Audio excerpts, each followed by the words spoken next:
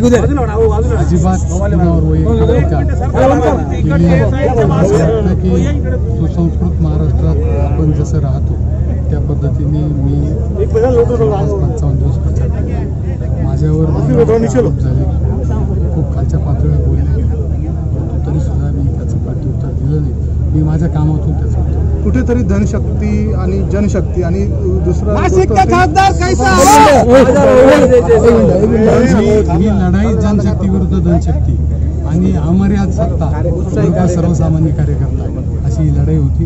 याच्यात जनशक्तीचा विजय झालाय, याच्यात सर्वसामान्य कार्यकर्त्याचा विजय झाला आणि मला असं वाटतं की हा लोकशाहीसाठी शुभ संकेत आहे। भाऊ, नाशिकच्या दृष्टीने कुठले विषय तुमच्या समोर? मला असं वाटतं की आज तो बोलण्याचा विषय नाहीये, आज फक्त उत्साह जल्लोष आहे। मला वाटतं की आजच्या दिवस विचार घालू आणि उद्यापासून सूचना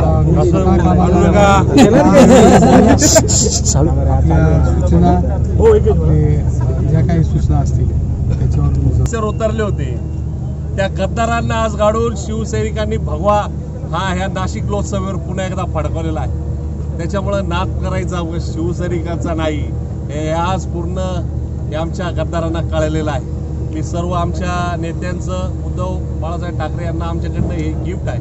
आमच्या नेत्यांनी संजय राऊत साहेबांनी जे मार्गदर्शन दिलं आणि ज्या मार्गदर्शनाखाली मग आमचे जिल्हा प्रमुख सुधाकर भाऊ बडगुजर असेल, आमचे नेते दत्ता नाना गायकवाड असेल, आमचे नेते सन्माननीय वसंत भाऊ गीते असेल, आमचे नेते विनायक पांडे असेल, आमचे नेते विलास अण्णा शिंदे असेल, या सर्व नेत्यांनी आणि खऱ्या अर्थानं सर्व आजी माजी नगरसेवकांनी एकजुटीने ही जी कामगिरी केली आणि शिवसैनिकांनी जी साथ दिली त्याचा हा विजय आहे।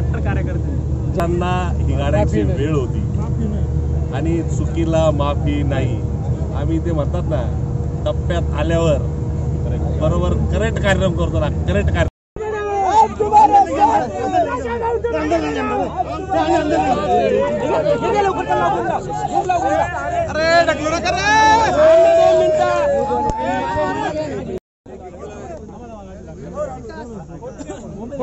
फोटो घ्या। नाशिक का खासदार कैसा हो? नाशिकचे राजे